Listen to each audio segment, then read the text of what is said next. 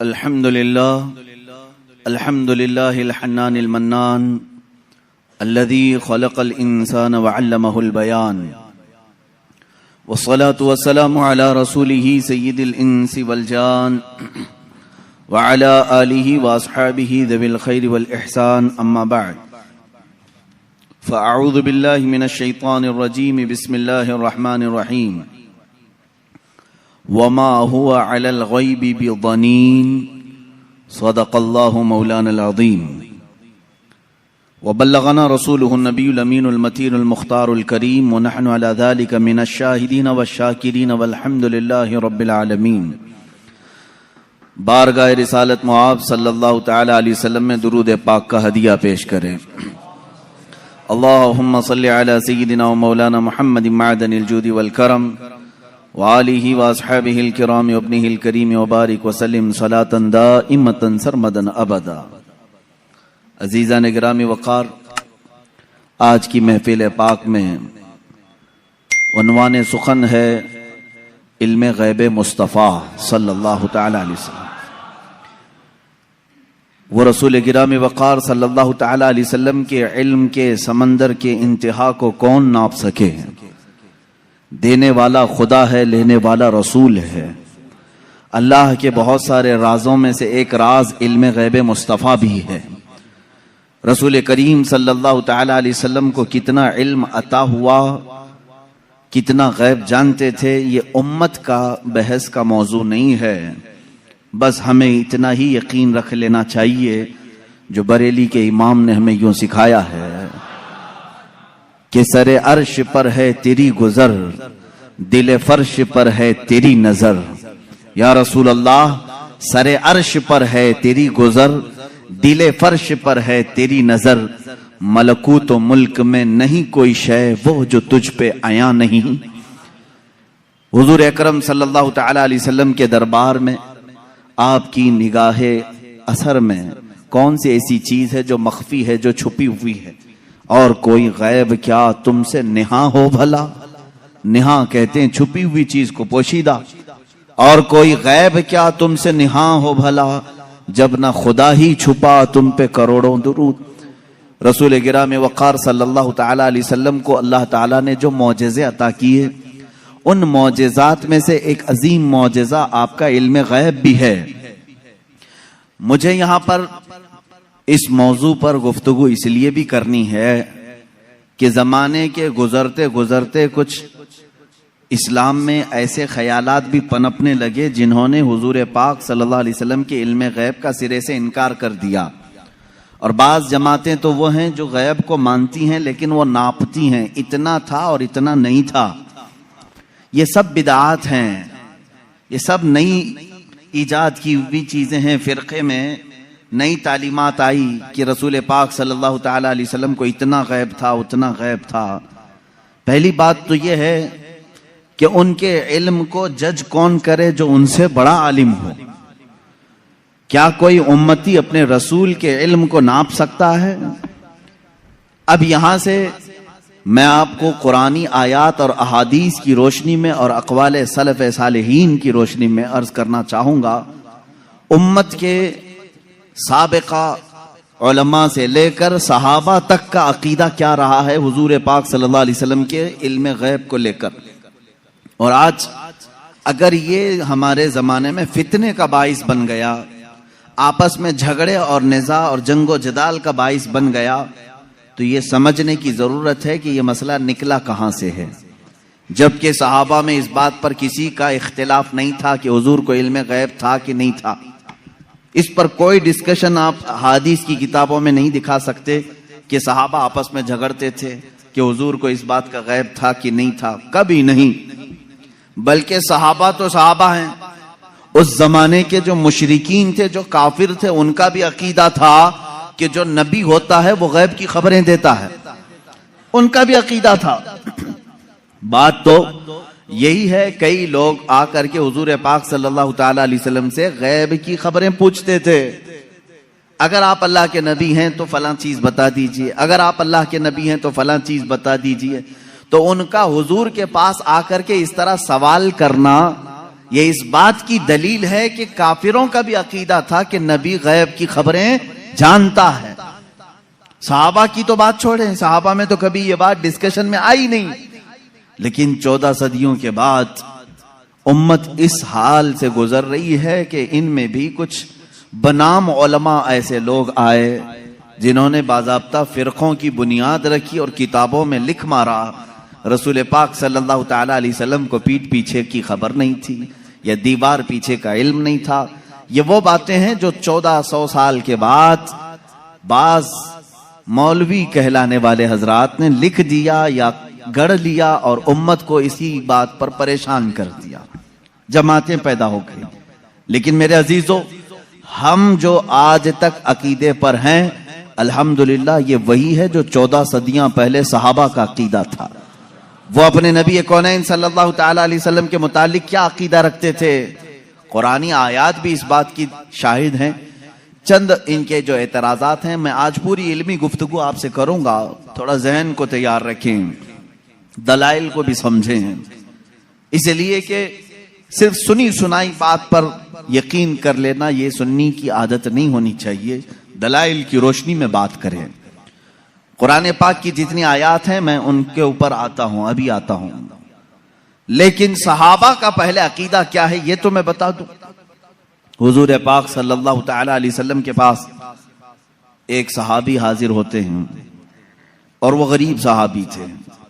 وہ گھر سے یہ سوچ کر کے نکلتے ہیں ان کی والدین کا انتقال ہو چکا تھا اور غربت بہت زیادہ تھی، تنگ دستی تھی. وہ صحابی کہتے ہیں میں گھر سے یہ نکلا کہ آج حضور پاک صلی اللہ علیہ وسلم سے یہ دونوں چیزوں کی دعا کرا لوں، میرے ماں باپ کی مغفرت کی دعا ہو جائے، میرے مال میں برکت کی دعا ہو جائے. وہ آئے مسجد نبوی شریف میں، لیکن معاملہ ایسا تھا کہ عصر کے بعد بڑے بڑے صحابہ حضور پاک صلی اللہ علیہ وسلم کو گھیر کر بیٹھے ہوئے تھے. ان کو جانے کا موقع ہی نہیں ملا اور یہ کہتے ہیں میری ہمت نہیں ہو سکی سب سے آگے بڑھ کر کے میں اپنا مدہ رکھوں. مغرب کی اذان ہو گئی، مغرب پڑھائی رسول کریم صلی اللہ علیہ وسلم نے، پھر جلسہ ہوا، لیکن پھر صحابہ گھیر لیے. یہ کہتے ہیں مجھے بات کرنے کا موقع ہی نہیں ملا، دور کھڑا رہا. عشاء ہو گئی.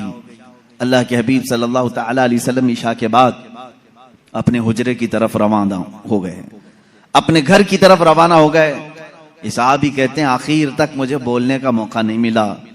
سوچا کہ دروازہ کھلنے سے پہلے ایک بار موقع مل جائے میں بات کر لوں. یہ سوچتے ہوئے پیچھے ہاتھ باندھے چلے جا رہے تھے. اللہ کے نبی صلی اللہ تعالی علیہ وسلم آگے آگے چل رہے ہیں. دروازے کے قریب پہنچے، رسول کریم صلی اللہ تعالی علیہ وسلم پلٹ کر کے دیکھتے ہیں اور اس صحابی سے کہتے ہیں جا اللہ تیرے والدین کی مغفرت فرمائے، اللہ تیری غریبی اور تنگ دستی کو دور فرمائے. ملی وہ مراد بھی جو کہہ نہ سکا لب سے، میرے سکوت پر بھی میرے شاہ کی نظر گئی. عزیزان گرامی، یہ صحابہ کا عقیدہ تھا. وہ کہتے ہیں کہ مجھے بولنے کی ابھی نوبت بھی نہ آئی، اللہ کے حبیب صلی اللہ تعالی علیہ وسلم نے اسی بات کی دعا میرے لیے فرمائی جس بات کا میں گھر سے سوچ کر کے نکلا تھا. تو یہ صحابہ کا ایمان بھی تھا، یقین تھا کہ اللہ کے نبی صلی اللہ تعالی علیہ وسلم غیب کی خبریں جانتے ہیں. اب اور دوسرے صحابہ کی بات میں بتاؤں. جنگ تبوک کے موقع پر، جنگ تبوک بڑی سخت جنگ ہوئی ہے اور مدینے سے تقریباً 800-900 کلومیٹر دور کا فاصلہ ہے تبوک. اللہ کے حبیب صلی اللہ تعالی علیہ وسلم نے مدینے کے سارے جتنے بھی جوان تھے سب سے کہا تھا کہ اس جنگ میں شریک ہو جائیں. سب نکلے، 3 صحابہ پیچھے رہ گئے. اس میں حضرت کعب بن مالک رضی اللہ تعالیٰ جو حدیث کے راوی ہیں فرماتے ہیں مجھے کچھ ہوا تو نہیں تھا، ابھی جاؤں گا تبھی جاؤں گا، جیسے لوگ جماعت میں شریک ہونے کے لیے کاہلی کر جاتے ہیں آج کے زمانے. میں صحابہ کو تمثیل یا تشبیہ نہیں دے رہا، لیکن وہ صحابی کہتے ہیں میرے ساتھ ایسا معاملہ ہوا کہ کوئی عذر نہیں تھا، لیکن میں سوچا کہ ابھی صبح جا کر کے جماعت میں مل جاؤں گا. صبح ہوئی، صحابہ کی صفیں لگی، نکلنے کا وقت آ گیا. انہوں نے یہ سوچا تھوڑا گھر میں آرام کر لیتا ہوں، دوپہر تک مدینے کے باہر ہی رہیں گے، جلدی سے جا کر کے مل لوں گا. وہ جماعت مدینے سے باہر بھی چلی گئی. سوچتے سوچتے شام ہو گئی اور یہ نہیں گئے.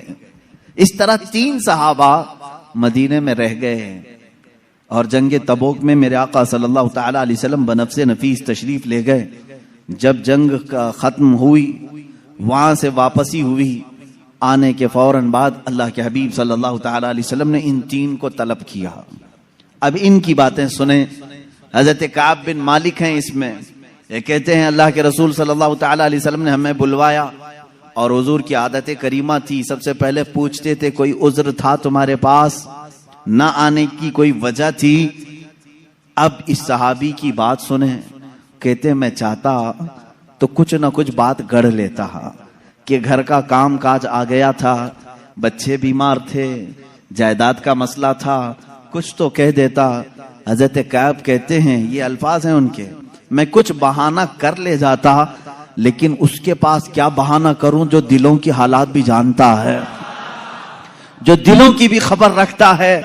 وہ کہتے ہیں صحابی رسول کہ میں کہہ دیا کہ اے اللہ کے نبی آپ بہتر جانتے ہیں، عذر تو کچھ نہیں تھا، سستی اور کاہلی نے مجھے دور رکھا. تینوں کا یہی معاملہ تھا. بہرحال یہ معاملہ الگ ہے، کسی دوسرے وقت عرض کروں، یہ لمبی حدیث ہے. حضور پاک صلی اللہ تعالی علیہ وسلم نے ان تینوں صحابہ کا بائیکاٹ کیا 40 دن تک. پھر قرآن کی آیت نازل ہوئی، ان کی توبہ قبول ہوئی، پھر ان کو معاف کیا گیا. لیکن مجھے اس سے بیان یہی کرنا تھا، صحابہ کا عقیدہ یہ ہے، وہ یہ کہتے ہیں ہم چاہتے تو بہانہ کر لیتے، لیکن ان کے پاس کیا بہانہ کریں جو دلوں کی بھی جانتے ہیں. اس کا مطلب یہ ہے کہ یہ صحابہ اس طرح کا عقیدہ نہیں رکھتے تھے جو آج کے ملا کہتے ہیں کہ پیٹھ پیچھے کی خبر نہیں تھی، دیوار کے پیچھے کی خبر نہیں تھی. وہ صحابی کہتے میرے دل کے حالات وہ جانتے تھے، اس لیے میں بہانہ نہیں کر سکا. عزیزان گرامی وقار، 1-2 نہیں، کئی باتیں اس بات کی شاہد ہیں اور دلیل ہیں. اللہ کے حبیب صلی اللہ تعالی علیہ وسلم نے غیب کی خبریں دی ہیں. اب مجھے یہ بتائیں، نبی جو لفظ ہے یہ کسی بھی دنیا کی ڈکشنری میں جا کر اٹھاؤ، عربک لفظ ہے. یہ نبی عربک ورڈ ہے، اس کا ترجمہ کہیں سے بھی جا کر کے آپ دیکھیں، نبی کا معنی ہوتا ہے غیب کی خبر دینے والا، غیب کی خبر دینے والا. اس کا ڈیفینیشن ہی یہ ہے. اگر وہ غیب کی خبریں نہ دے تو پھر نبی کیسا؟ وہ لفظ ہی اس کے اوپر سوٹ نہیں کرے گا اگر وہ غیب کی خبر نہیں جانتے ہوں. غیب کی خبر سے مراد کیا ہے میرے عزیزو؟ جو ظاہر ہے ہم اس کو کہتے ہیں ظاہری خبر، اور غیب میں بہت ساری چیزیں آتی ہیں. زمینوں کا علم، آسمانوں کا علم، تمہارے نسب کا علم، تمہارے دلوں کے اندر چھپے ہوئے رازوں کا علم، تمہارے گھروں میں موجود خبروں کا علم، بہت ساری چیزیں آتی ہیں، یہ سب غیب میں آتی ہیں. اب حضرت عیسیٰ علیہ السلام کے متعلق قرآن کہہ رہا ہے وَأُبْرِئُ الْأَكْمَحَ وَالْأَبْرَصَ وَأُحْيِي الْمَوْتَى بِإِذْنِ اللَّهِ وَأُنَبِّئُكُم بِمَا تَأْكُلُونَ وَمَا تَدَّخِرُونَ فِي بُيُوتِكُمْ.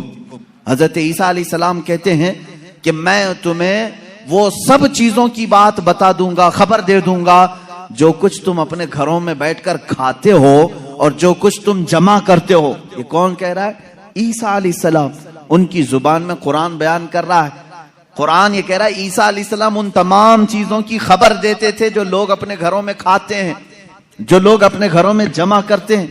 جب بنی اسرائیل کے نبی عیسیٰ علیہ السلام گھروں میں موجود کھانوں کی خبر دے سکتے ہیں، سید الانبیاء صلی اللہ تعالی علیہ وسلم پوری امت کی خبر نہیں رکھ سکتے؟ عزیزان گرامی وقار، رسول گرامی وقار صلی اللہ تعالی علیہ وسلم کتنا غیب رکھتے تھے کتنا نہیں، ایک الگ ٹاپک ہے. میں آپ کو اس مسئلے کو نہایت ہی اخلاق کے ساتھ، تمیز کے ساتھ، تہذیب کے دائرے میں بتاؤں گا. اس لیے کہ کبھی کبھار ہوتا ہے کہ کوئی جوش میں اور جذبے میں ادھر سے ادھر چلا جائے، لیکن میں بڑے ادب کے ساتھ آپ سے عرض کروں گا. علم غیب کا انکار کہاں سے آیا، کیوں ہوا، اور ہمارا آج یہ مسئلہ کیوں بنا؟ اس کی وجہ یہ ہے کہ بعض سلفی اور وہابی اور ان کی پیروی میں جماعت دیوبند، جن کے بعض علماء نے حضور پاک صلی اللہ تعالی علیہ وسلم کے کچھ علم غیب کا انکار کیا، ان کی کتابوں میں موجود ہے. اب یہیں سے یہ مسئلہ نکلا. ان کے اس مذعومہ باطل عقیدے کے اوپر امام اہل سنت فاضل بریلوی رحمۃ اللہ تعالی علیہ نے پوری کتاب تصنیف فرمائی الدولۃ المکیہ بالمادۃ الغیبیہ، جس میں تقریباً 200 دلائل سے ثابت کیا ہے کہ حضور پاک صلی اللہ تعالی علیہ وسلم کو ما کان و ما یکون کا علم تھا، جو کچھ ہو چکا اور جو کچھ ہونے والا ہے سب کا علم تھا، سب کا علم تھا۔ اب اگر حضور پاک صلی اللہ تعالی علیہ وسلم کے علم غیب کے متعلق آپ ڈسکشن میں آ جائیں تو اب میں آپ کو بتاتا ہوں، آپ کو کس نے بتایا کہ انسان اول کون تھا؟ دنیا میں سب سے پہلے کون آیا؟ یہ سب کو معلوم ہے کہ نہیں؟ آدم علیہ السلام ہے، وہ سب سے پہلے نبی تھے، سب سے پہلے رسول تھے۔ اب اس سے پہلے بھی اگر جائیں، آدم علیہ السلام کو پیدا کیسے کیا گیا؟ آدم علیہ السلام جنت میں رہے، جنت سے پھر دنیا میں بھیجے گئے، ان کی پیدائش کے معاملات، ان کے دنیا میں آنے کے معاملات، پھر سیدنا نوح علیہ السلام نے تبلیغ فرمائی 950 سال، اس کے بعد اور بھی انبیاء اکرام علیہ السلام کے واقعات، یہ سب باتیں آپ کو بتائی کس نے؟ کس نے خبر کیا؟ کون بتایا آپ کو؟ سب کا نقطہ اتحاد تمہارے ہاں جمع ہوگا محمد الرسول اللہ صلی اللہ علیہ وسلم۔ اگر اللہ کے رسول صلی اللہ تعالی علیہ وسلم نہ بتاتے تو نہ تمہیں آدم علیہ السلام کی خبر تھی، نہ تمہیں نوح علیہ السلام کی خبر تھی، نہ تمہیں ابراہیم و اسماعیل علیہ السلام کی خبریں تھی، نہ تمہیں حضرت یوسف علیہ السلام کے واقعات معلوم تھے۔ قرآن جو کچھ بھی بیان ہوا ہے وہ مصطفیٰ کی زبان سے تو بیان ہوا ہے، میرے آقا صلی اللہ تعالی علیہ وسلم کے زبان سے بیان ہوا ہے۔ تو میرے عزیزو، جو ہو چکا حضور اس کا بھی علم رکھتے ہیں، جو ہو چکا میرے آقا صلی اللہ تعالی علیہ وسلم اس کا بھی علم رکھتے ہیں، اس کی خبر رکھتے ہیں۔ اب بعد میں ہونے والا یہ بھی آپ کو معلوم ہے، ہر مسلمان کا عقیدہ ہے قیامت آنے والی ہے یا نہیں؟ اگر انکار کرو گے تو اسلام سے نکل جاؤ گے۔ قیامت کیسے آئے گی اس کا پورا نقشہ بھی معلوم ہے، کیسے آئے گی؟ آپ نے علماء سے سنا ہوگا، کتابوں میں پڑھا ہوگا، قیامت کے قریب کیا کیا حالات ہوں گے، نشانیاں کیا کیا ہیں، یہ سب چیزیں بتائی گئی۔ یاجوج ماجوج آئیں گے، دجال نکلے گا، سورج پچھم سے نکلے گا، دابت الارض آئے گا، یہ بڑی بڑی نشانیاں۔ عیسیٰ علیہ السلام نازل ہوں گے، امام مہدی کا ظہور ہوگا، یہ بڑی بڑی نشانیاں۔ اور اس کے بعد ایک دن ایسا آئے گا کہ سور پھونکا جائے گا۔ یہ اسرافیل علیہ السلام کے ہاتھ میں ابھی سور ہے، فرشتے ہیں، اور وہ باجے کی شکل کی ایک چیز ہے، اس سے آواز دھیرے دھیرے نکلے گی اور اس کے بعد پھیلتی جائے گی، نہایت تیز ہو جائے گی۔ اسی آواز کے دھماکے سے پوری دنیا کا اختتام ہوگا۔ پھر سورج چاند ٹکرا دیے جائیں گے، تارے پھٹ جائیں گے، زمین اڑا دی جائے گی، پہاڑ روئی کے گالے کی طرح اڑ رہے ہوں گے، پھر میدان قیامت قائم کیا جائے گا۔ قیامت آئے گی، اتنا سارا ڈیٹیل یہ کس نے بتایا آپ کو؟ یہ کون بتایا ہے؟ اگر رسول پاک آنے والی خبروں کو نہیں جانتے تھے تو پھر قیامت کی خبر کبھی نہیں دیتے۔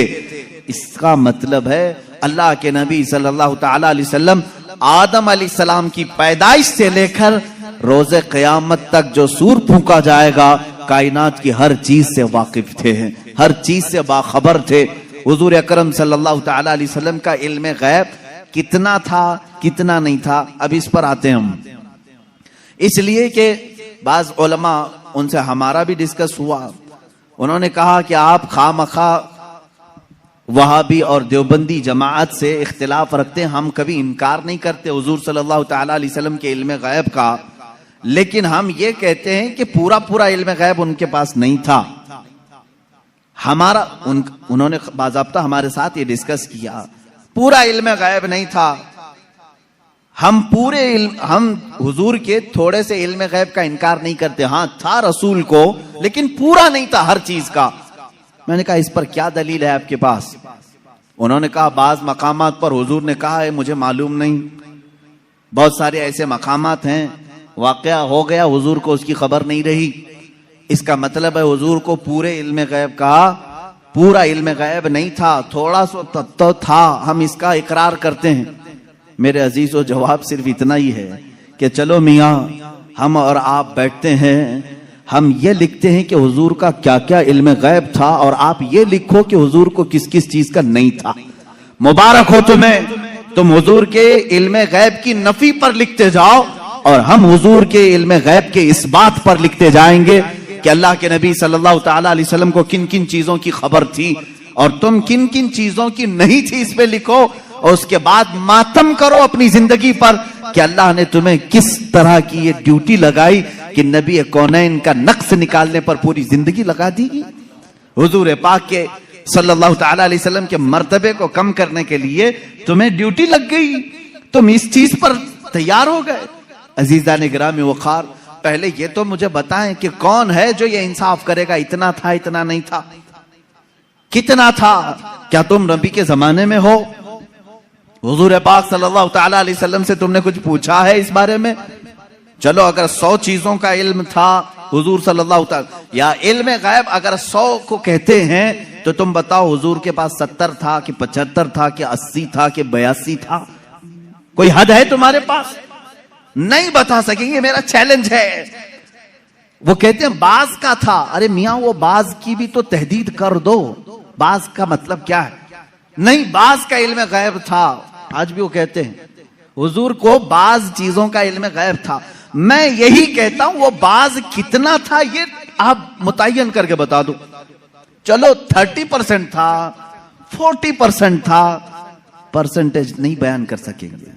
جہاں انہوں نے انگلی رکھ دی کہ اتنا تھا تو پھر وہ اسلام میں زیادتی کرنے والے بن جائیں گے اور خارج اسلام ہو جائیں گے۔ حضور کے علم کو انہوں نے اگر گھیر دیا اتنا تھا، اب ہم سے وہ پوچھتے ہیں چلو ٹھیک ہے ہم نہیں بتاتے کتنا پرسنٹ تھا، آپ ہی بتاؤ کتنا تھا۔ ہم کہتے ہیں اللہ کے بعد اگر کوئی علم ہے تو رسول پاک کے بعد، تو اللہ کا ناپو، اس کے بعد پتہ چل جائے گا۔ اللہ رب العزت کا جو علم ہے اس کے بعد اللہ نے اگر کسی کو علم عطا کیا ہے تو اپنے رسول کو عطا کیا، یہ ہمارا عقیدہ ہے۔ اب ہمیں معلوم نہیں اللہ کا علم کتنا ہے، اب ہم کو وہ اصل معلوم نہیں، تو پھر جس کو عطا کیا اس کا کہاں ہم حساب کر سکیں گے۔ اب ایک ایگزامپل میں آپ کو بتا دوں، سیدنا خضر علیہ السلام جن کو خضر کہا گیا ہے، موسیٰ علیہ السلام اور حضرت خضر کا جو واقعہ ہے سورہ کہف میں ہے، انہوں نے خود کہا ہے کہ مجھے بعض چیزوں کی حکمت دی گئی۔ حضرت موسیٰ علیہ السلام حضرت خضر سے ملنے کے لیے گئے تھے، معلوم ہوگا آپ کو واقعہ۔ موسیٰ علیہ السلام اپنے زمانے کے جلیل القدر پیغمبر ہیں، آپ نے اللہ کی بارگاہ میں دعا کی کہ اے اللہ جو علم و حکمت سے بھرا ہوا تیرا بندہ ہے مجھے اس سے ملاقات کرا۔ اللہ نے فرمایا ایک مچھلی بھون کر کے لے چلو، سمندر کے کنارے کنارے چلتے رہو، جہاں یہ مچھلی زندہ ہو کر سمندر میں چلی جائے وہاں میرے اس بندے سے تیری ملاقات ہوگی۔ قرآن پاک میں یہ موجود ہے سورہ کہف میں۔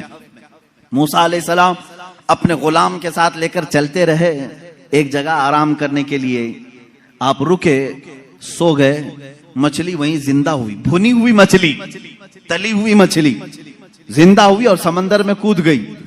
غلام نے خبر نہیں کیا، اٹھایا نہیں۔ موسیٰ علیہ السلام آرام فرما رہے تھے، پھر جب بیدار ہوئے تو غلام بھول گئے، آگے چل پڑے۔ موسیٰ علیہ السلام کو بھوک کی شدت ہوئی تو آپ نے کہا لاؤ وہ مچھلی کھا لیتے ہیں، اب لمبا سفر نہیں ہوگا۔ تب غلام نے کہا وہ مچھلی وہیں اچھل کر چلی گئی تھی جہاں آپ آرام کر رہے تھے۔ واقعہ طویل ہے۔ واپس موسیٰ علیہ السلام وہاں آئے تو دیکھا ایک سفید پوش بزرگ تھے، انہوں نے آپ کا نام لے کر کے آپ کو سلام کی، ملاقات ہوئی۔ حضرت موسیٰ علیہ السلام نے ان سے کہا کہ میں آپ کے ساتھ کچھ دن رہنا چاہتا ہوں۔ انہوں نے کہا تم میرے ساتھ نہیں صبر کر سکو گے۔ موسیٰ علیہ السلام نے کہا رہوں گا۔ انہوں نے ایک شرط رکھی، میں جو بھی کام کروں اس پر پوچھنا مت کہ ایسا کیوں کیا۔ موسیٰ علیہ السلام اس پر پابندی کے ساتھ چلتے رہے۔ 3 واقعات قرآن میں بیان کیے گئے۔ کشتی پر بیٹھے اور وہ کشتی والا فری میں بٹھایا دونوں کو، موسیٰ علیہ السلام اور حضرت خضر کو۔ آپ حضرت خضر اس کی کشتی کو پھاڑنے لگے۔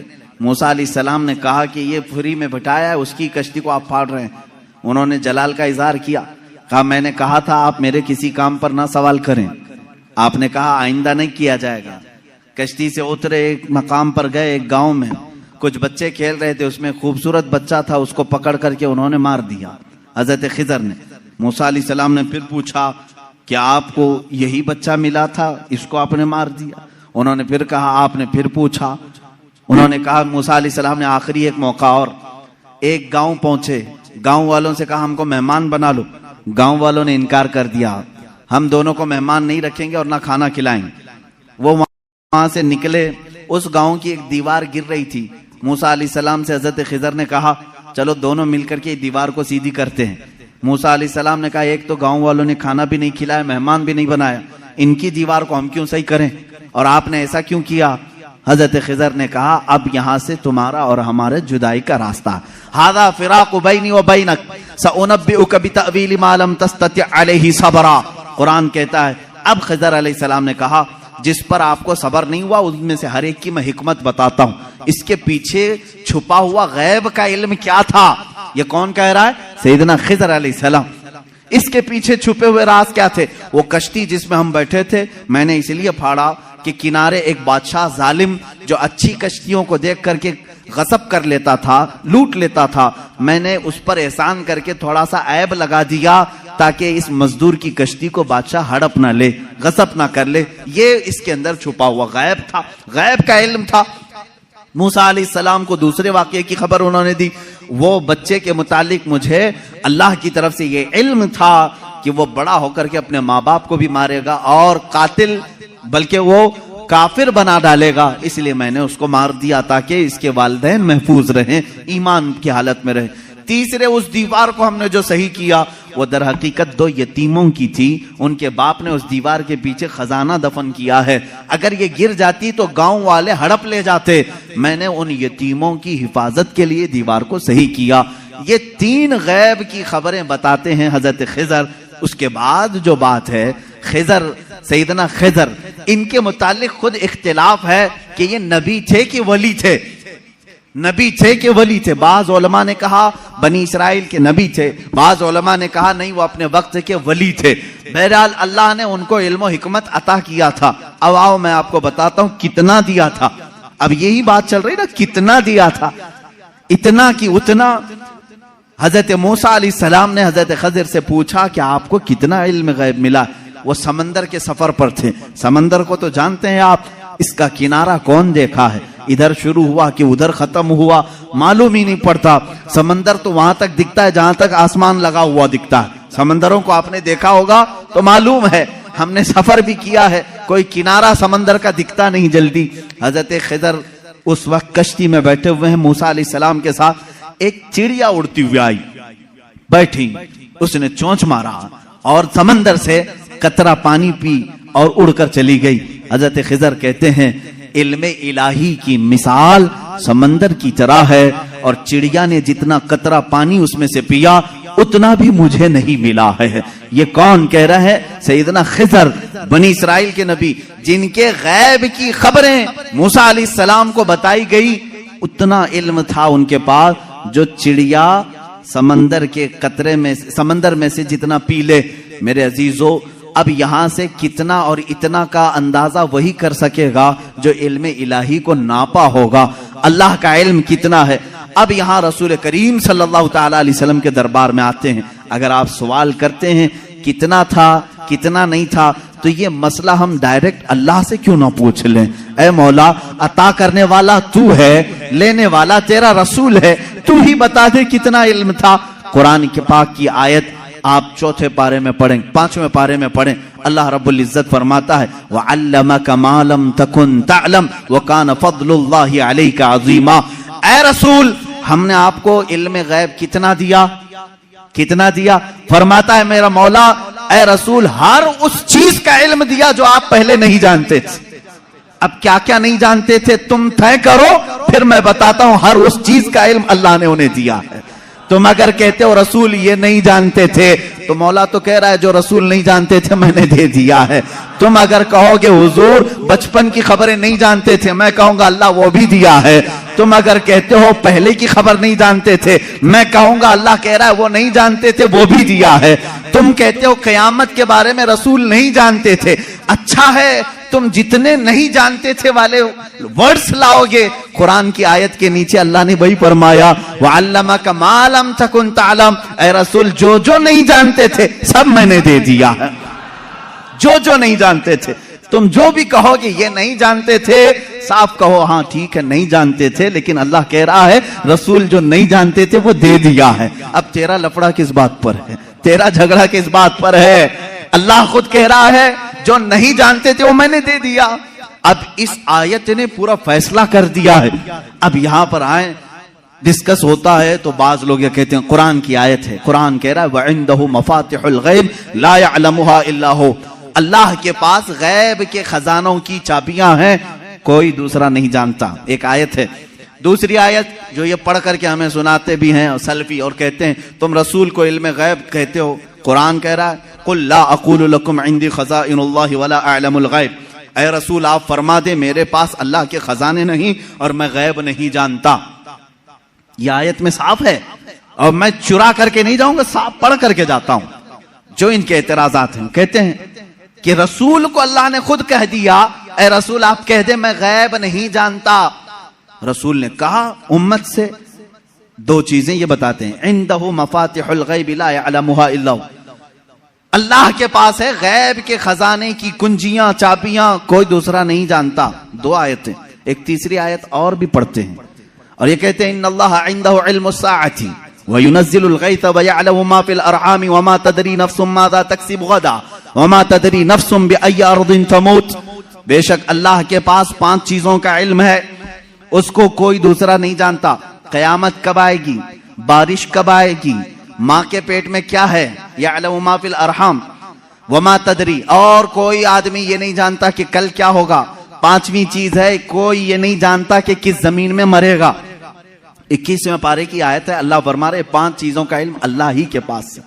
میرے عزیزو یہ سوالات کے بوچھار ہیں جو ایک سیدھے سادے بھولے بھالے سنی مسلمان کے سر پر لاد دیے جاتے ہیں اور اسے بوجھل کر کے کہا جاتا ہے قرآن جب یہ کہہ رہا ہے رسول کو کہ آپ کہہ دیں کہ میں غیب نہیں جانتا، اور اللہ کہہ رہا ہے کہ غیب کے خزانے کی چابیاں اسی کے پاس ہے کسی کے پاس نہیں، تو جواب دینا مشکل ہوتا ہے۔ بعض بندوں کو کہتے ہاں صحیح بات ہے، ہمارے مولوی حضرات نے کچھ اور بتایا تھا، یہاں باتیں میں آج آپ کو کھل کر کے ان تمام چیزوں کی وضاحت کروں گا۔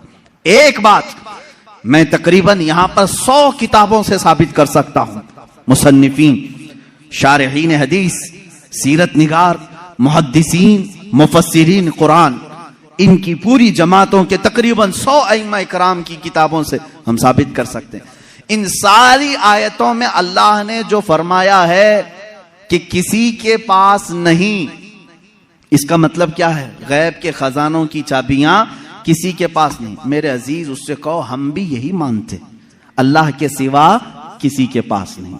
پہلی آیت پر میں بات کر رہا ہوں، ہمارا بھی عقیدہ یہ ہے غیب کے خزانوں کی چابیاں صرف اللہ کے پاس، لیکن اسی آیت میں یہ کہیں دکھا دو کہ اس خدا نے یہ بھی کہا ہو کہ میں کسی کو دیتا بھی نہیں۔ اس آیت میں مجھے یہ دکھا دو۔ یہ تو میں بھی مانتا ہوں کہ اللہ نے فرمایا غیب کے خزانوں کی چابیاں صرف اسی کے پاس ہیں، مالک وہی ہے، لیکن کیا اس نے اس آیت میں یہ بھی کہا کہ میں یہ کسی کو دیتا ہی نہیں؟ یہ مجھے بتا دو۔ کہیں کہا اللہ نے میں کسی کو دیتا ہی نہیں؟ لیکن میں تمہیں بتاتا ہوں اللہ دوسری جگہ فرما رہا ہے وَمَا كَانَ اللَّهُ لِيُطْلِعَكُمْ عَلَى الْغَيْبِ وَلَكِنَّ اللَّهَ يَجْتَبِي مِن رُّسُلِهِ مَن يَشَاءُ، اللہ رب العزت کے پاس علم غیب کے خزانے ہیں، کوئی دوسرا اس کا مالک نہیں۔ ہاں اللہ فرماتا ہے وَلَكِنَّ اللَّهَ، لیکن اللہ اپنے بندوں میں سے جسے چاہتا ہے غیب کے خزانے دیتا ہے۔ ایک طرف تو رب تعالیٰ فرما رہے ہیں، اب سمجھ میں آئی بات۔ دوسری آیت یہ نہیں پڑھتے، یہ چرا کے جاتے ہیں۔ میں نے یہ جو اعتراض کرتے ہیں وہ بھی آیت پڑھی، اور جواب میں جو آیت پڑھنی چاہیے تھی وہ بھی میں نے پڑھی۔ اللہ نے فرمایا بالکل سچ ہے، ہمارا عقیدہ بھی یہی ہے غیب کے خزانوں کی چابیوں کا مالک صرف اللہ ہے، لیکن اس نے کہیں قرآن میں یہ نہیں کہا کہ میں یہ چابیاں کسی کو نہیں دیتا، کہیں کہا اللہ تعالیٰ نے، بلکہ رسول سے پوچھتے ہیں۔ میرے آقا صلی اللہ تعالیٰ علیہ وسلم خود فرماتے ہیں، حدیث پاک ہے، صحیح حدیث ہے، اعطیت مفاتیح خزائن الارض، معراج کی رات آپ کو اللہ نے کیا کیا دیا؟ حضور فرماتے ہیں مجھے زمین کے سارے خزانوں کی چابیاں اللہ نے دی۔ رب ہے موتی یہ ہے قاسم، رزق اس کا ہے کھلاتے یہ ہیں، ٹینشن تیسرے کو کیوں ہے، تکلیف تیسرے کو کیوں ہے؟ اللہ فرما رہا ہے دینا چاہے وہ اپنے بندوں میں سے جس کو چاہے دے دے. ایک آیت یہ ہے. اب دوسری بات, آپ اے رسول فرما دیں کہ میں غیب نہیں جانتا. ایک آیت یہ بھی پڑھ کر کے بتا دیں. دیکھو 7ویں پارے میں ہے, اللہ نے فرمایا اے رسول آپ کہہ دیں میں غیب نہیں جانتا. اس کا مطلب کیا ہے جب رسول خود فرما رہے ہیں میں غیب نہیں جانتا؟ عزیزان گرامی وقار, ہر آیت کا پس منظر دیکھنا ہوگا کہ آیت کیوں نازل ہوئی, کس مقام پر نازل ہوئی.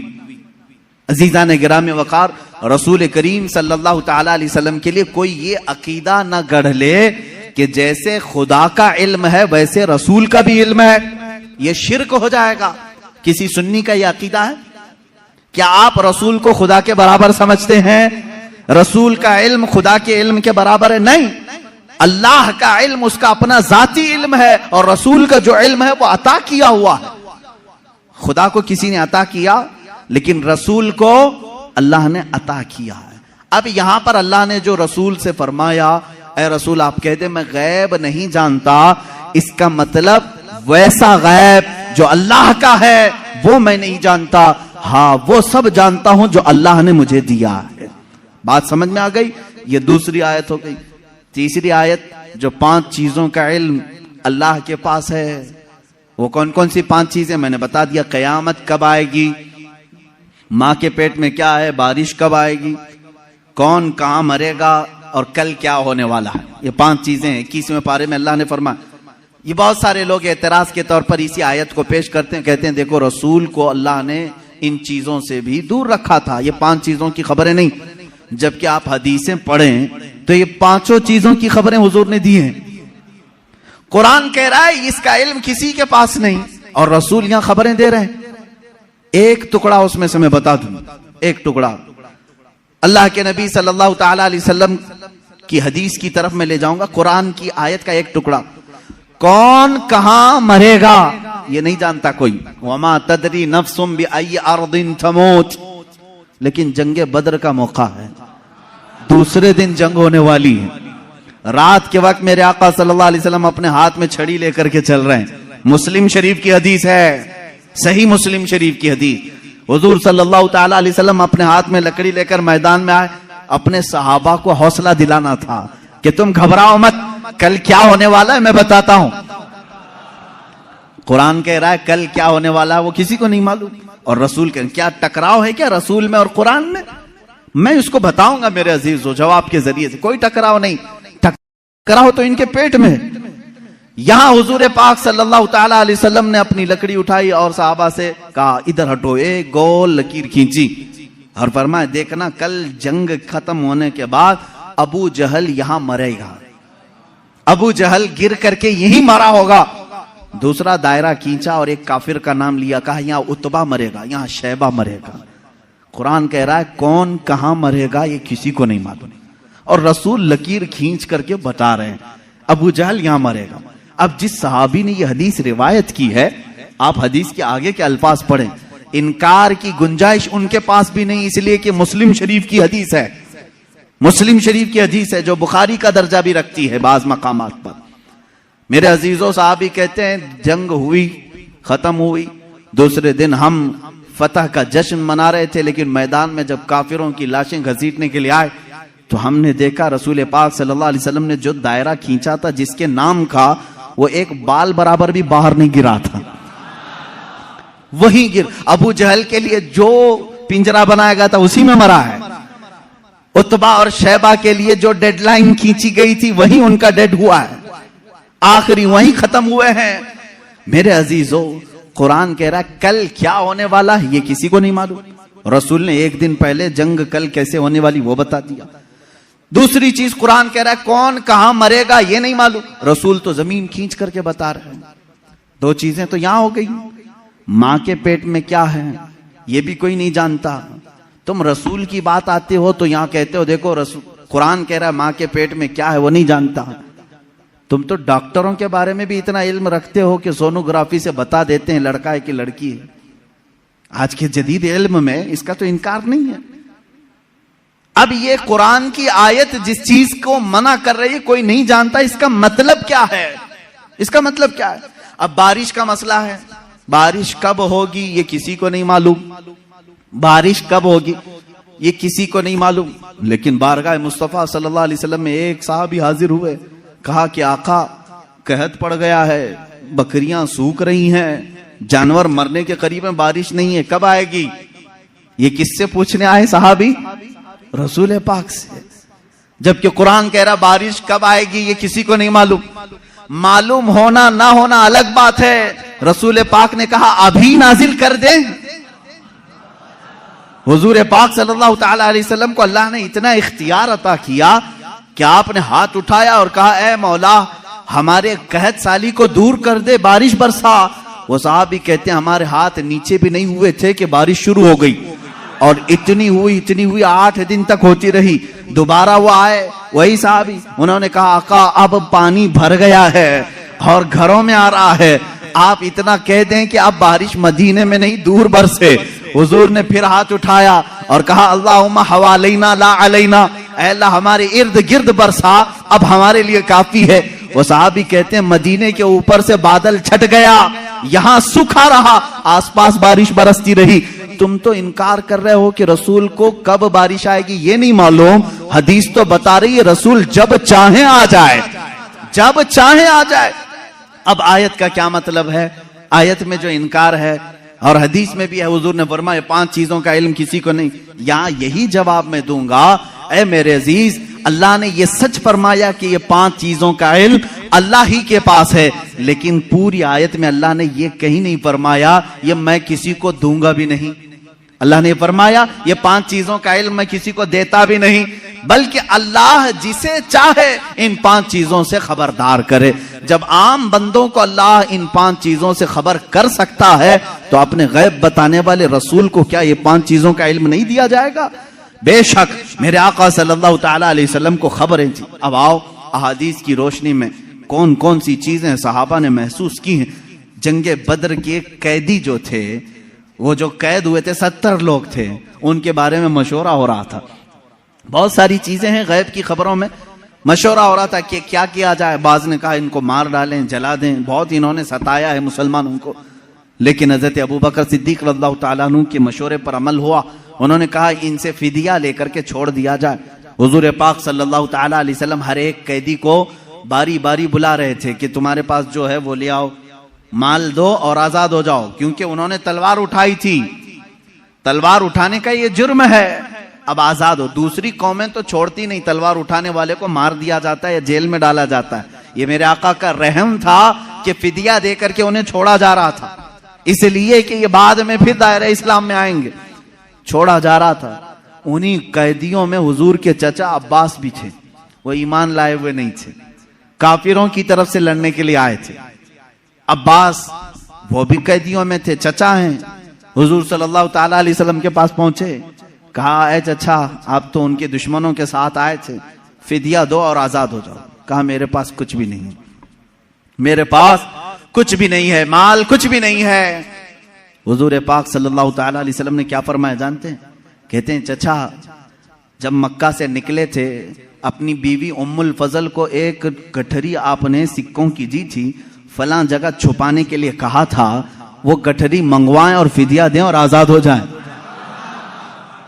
اللہ اکبر. حضرت عباس کہتے ہیں یہ راز تھا میرا اور میری بیوی کا.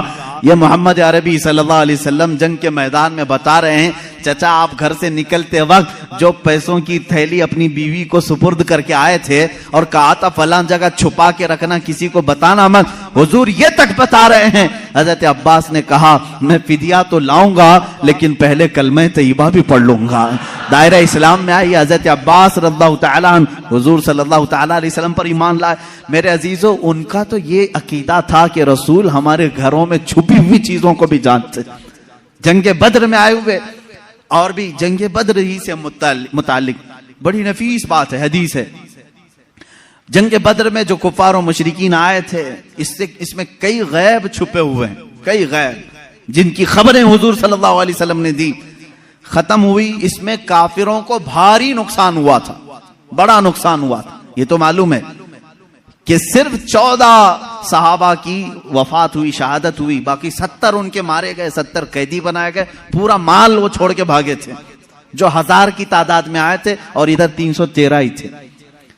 اس کے بعد وہ اسی غم میں پیچو خم کھا رہے تھے, گلتاں پیچاں تھے مکہ کے لوگ, یعنی حسد میں جل رہے تھے. ان میں سے ایک شخص تھا صفوان, اس کے باپ کو قتل کر دیا گیا تھا میدان بدر میں. امیہ باپ مار دیا گیا. جب لوگ جا کر کے واقعات سنا رہے تھے, وہ بہت مالدار آدمی تھا صفوان, بہت غم میں آ گیا کہ میرے باپ اتنے بڑے آدمی سردار قریش کو محمد کے ساتھیوں نے قتل کر دیا. غم و غصے میں غیظ میں وہ جل رہا تھا. اسی کی کیٹیگری کا ایک اور شخص عمیر بن وہب. عمیر بن وہب ان کا بیٹا قیدی بن کر کے حضور کے پاس گرفتار ہو چکا تھا. ایک کا بیٹا قیدی بنا ہے, ایک کا باپ مارا گیا ہے. دونوں سیم کیٹیگری کے ہو گئے. دوستی جلدی ہوتی ہے. ایسے دونوں کا جب میٹر سیم ہو تو دل کی باتیں شیئر ہوتی رہتی ہیں. عمیر بن وہب صفوان بن امیہ کے پاس آئے, حتیم کعبہ کے اندر, خانہ کعبہ کے حتیم کے اندر بیٹھے. عمیر بن وہب نے کہا میرے پاس تو کچھ ہے نہیں, مال و دولت, لوگوں کے قرضے بڑے ہوئے ہیں اور ہر کوئی قرضہ مانگنے آتا ہے. ایسے میں میرے بیٹے کو محمد نے قید کر لیا ہے, کیا کہوں. صفوان نے دیکھا سیم میٹر میرا بھی ہے, مجھے بھی بدلہ لینا ہے, اس کا بھی ہے, ایک کام کرتے ہیں. اس نے آفر دیا, کہا اے عمیر تیرے سارے قرضے چکا دوں گا, پلس انعام دوں گا, اور میری طرف سے تلوار دوں گا, بس تو محمد کا قتل کر کے آ. صلی اللہ تعالی علیہ وسلم. دونوں خفیہ میٹنگ کرتے ہیں خانہ کعبہ کی حتیم میں بیٹھ کر, اور اس کے بعد صفوان نے اپنی تلوار کو زہر میں بجھا کر, آگ میں تپا کر کے, کہ کسی کو تھوڑا زخم بھی دے دیا جائے تو وہ مر جائے, اتنی زہریلی تلوار عمیر بن وہب کے ہاتھ میں تھی. عمیر بن وہب کو شیطان قریش کہتے تھے کہ سب کو بھڑکانے والا, جنگ بدر میں لانے والا. عمیر بن وہب یہ زہریلی تلوار لے کر مدینے آئے. مدینے جس وقت یہ پہنچا, یہاں حالات کیسے تھے؟ مسجد نبوی کے اندر وہ قیدی بندھے ہوئے تھے. حضور پاک صلی اللہ تعالی علیہ وسلم اندر ہیں. حضرت عمر فاروق رضی اللہ تعالیٰ عنہ چند صحابہ کے ساتھ پہرا دے رہے تھے, اور حضرت عمر جہاں کھڑے ہوں کس کی مجال ہے کہ اندر جائے. جب وہ قریب آیا, ابھی قریب آ رہا تھا عمیر بن وہب, حضرت عمر بالکل چونک گئے, اور اس کے بعد اپنے ساتھیوں سے کہا خذوا ھذا الکلب, پکڑو اس کتے کو, یہ آیا کیوں ہے مدینہ؟ یہ بدر میں دشمن بن کر کے آیا تھا. یہ الفاظ ہیں حدیث پاک میں. کہا اس کتے کو پکڑو جو پورے لوگوں کو بھڑکا کر کے بدر میں لے آیا تھا, اور جھپٹ پڑے اس پر, اور اس کے گلے میں رومال ڈال کر کے اس کو پھندا بنا لیا. کہا کیوں آیا ہے؟ کہا نہیں بس بیٹے سے ملنے آیا تھا, بیٹے سے ملنے آیا تھا, میرا بیٹا قیدی ہوا ہے تمہارے ہاں, دیکھوں تو کچھ حال چال پوچھ لوں, اس لیے آیا ہوں. تو حضرت عمر نے کہا اس کو پکڑے رہو, پہلے میں اجازت تو لے لوں رسول پاک سے. اندر گئے, کہا یا رسول اللہ صلی اللہ تعالی علیہ وسلم, عمیر بن وہب آیا ہے, قریش کا وہ بھڑکانے والا آدمی جو جنگ بدر میں سارے لوگوں کو اکسا رہا تھا, اور مجھے لگتا ہے اس کی نیت صحیح نہیں ہے. کون کہہ رہا ہے؟ عمر ابن خطاب رضی اللہ تعالیٰ. حضور کے جو محب تھے وہ بھی لوگوں کی نظریں دیکھ کر پہچانتے تھے. کہتے ہیں مجھے اس کی نیت صحیح نہیں لگ رہی ہے. حضور پاک صلی اللہ علیہ وسلم نے فرمایا اس کو اندر تو لے آؤ, میں بھی پوچھوں کہ کس لیے آیا ہے. حضرت عمر اسی طرح پھندا ڈال کر کے اندر لے آئے. رسول کریم صلی اللہ تعالی علیہ وسلم نے بات کرنا چاہی, اس کی حلق میں اٹک رہا تھا. حضرت عمر سے کہا چھوڑ دو اس کو, بات کرنے دو. تلوار بھی ہے عمیر بن وہب کے پاس, زہریلی تلوار جو لٹکی ہوئی ہے. رسول کریم صلی اللہ تعالی علیہ وسلم کے اوپر کبھی کسی کا رعب طاری نہیں ہوا, کبھی حضور پاک کے جسم اقدس پر کسی کا رعب طاری نہیں ہوا. نہایت ہی سنجیدگی کے ساتھ اللہ کے نبی صلی اللہ تعالی علیہ وسلم نے پوچھا اے عمیر کیوں آنا ہوا مدینے؟ اس نے کہا بیٹے کی خیر خیریت کے لیے آیا ہوں, میرا بیٹا قیدی بن کر کے آپ کے ہاں آیا ہے. حضور نے فرمایا نہیں, یہ مقصد نہیں ہوگا تیرا, یہ مقصد تو نہیں ہوگا, سچ سچ بتا. کہا نہیں, بیٹے کی خبر لینے کے لیے ہی تو آیا ہوں. حضور نے فرمایا بیٹے کی خیریت پوچھنے کے لیے تلوار لے کے کیوں آئے ہو؟ تلوار کی کیا ضرورت ہے؟ اس نے تلوار نیچے پھینک دیا اور کہا ان تلواروں کا کیا, جنگ بدر میں تو آپ نے دیکھا ہمارے پاس تلواریں تھی پھر بھی ہم کامیاب نہیں ہوئے، ان تلواروں کا کیا لینا؟ وہ باتیں بنا رہا تھا جیسے سامنے والے کو یوں سمجھا ہو کہ نہیں جانتا ہے، وہ تلوار نیچے رکھ کر کے کہہ رہا ہے تلوار سے کیا ہونا جانا ہے، کچھ تو نہیں ہوگا۔ حضور پاک صلی اللہ تعالی علیہ وسلم جلال میں کہا عمیر بن وہب چپ ہو جاؤ، وہ بات بتاؤ جو مکہ کی حتیم میں بیٹھ کر صفوان کے ساتھ تم کر کے آئے ہو، حتیم کعبہ کے اندر بیٹھ کر کے تم نے جو صفوان کے ساتھ ڈیلنگ کی ہے، معاہدہ کیا، وہ بات بتاؤ۔ یہ رسول پاک صلی اللہ علیہ وسلم نے جیسی کہا، عمیر بن وہب کہتا ہے میرے بدن میں راشا طاری ہو گیا، کپ کپی طاری ہو گئی، اس لیے کہ یہ بات میرے اور صفوان کے درمیان راز تھی، مکہ میں تیسرا کوئی نہیں جانتا تھا، مدینے میں بیٹھا ہوا تاجدار مدینہ میری خبر دے رہا ہے۔ عمیر بن وہب نے کہا اشہد انک محمدن رسول اللہ، میں گواہی دیتا ہوں کہ آپ اللہ کے سچے رسول ہیں۔ تلوار چھوڑ دی، ایمان لے آئے۔ حضرت عمر نے گلے سے گلے لگا لیا اور اس کے بعد باہر آ کر کے کہتے ہیں صحابہ سے اے لوگوں، پہلے مجھے یہ شخص خنزیر سے زیادہ ناپسند تھا، لیکن ایمان لایا ہے، اب مجھے میرے عزیز بیٹے سے زیادہ محبوب ہے۔ یہ ایمان کی علامت بھی ہے۔ اللہ کے نبی صلی اللہ تعالی علیہ وسلم نے وہ خبر دی جو حتیم کعبہ میں بیٹھ کر کے وہ راز و نیاز سے باتیں کر رہے تھے۔ اس لیے میرے عزیزو، جب آپ اپنے گھر میں تنہائی میں بیٹھ کر کے یاد کریں، اس یقین کے ساتھ یاد کرو کہ میرا نبی سن رہا ہے، میرے آقا کو اس کی خبر ہے۔ اب رہی بات، وہ زندگی میں جانتے تھے، بعد وفات بھی جانتے ہیں، یہ بھی دلیل ہمارے پاس۔ پہلے ہم زندگی ہی کی بات کر لیں، ظاہری زندگی کی۔ اللہ کے نبی صلی اللہ تعالی علیہ وسلم کے ساتھ ایک بار نہیں کئی مرتبہ یہ معاملہ آتا ہے۔ جنگ موتا یہ جارڈن کی سرزمین پر ہے، اردن، جس کو عربی میں اردن کہتے ہیں، انگلش میں جارڈن۔ جنگ موتا یہ بڑی خطرناک جنگ ہوئی ہے صحابہ کے ساتھ، اس میں رسول کریم صلی اللہ تعالی علیہ وسلم شریک نہیں تھے، مدینہ طیبہ میں تھے چند صحابہ کے ساتھ۔ اس میں صحابہ گئے، حضرت جعفر طیار رضی اللہ تعالیٰ سپہ سالار بن کر کے گئے تھے۔ حضرت جعفر طیار حضور صلی اللہ تعالی علیہ وسلم کے چچیرے بھائی ہیں، حضرت مولا علی کرم اللہ وجہہ الکریم کے سگے بھائی ہیں جعفر بن ابی طالب۔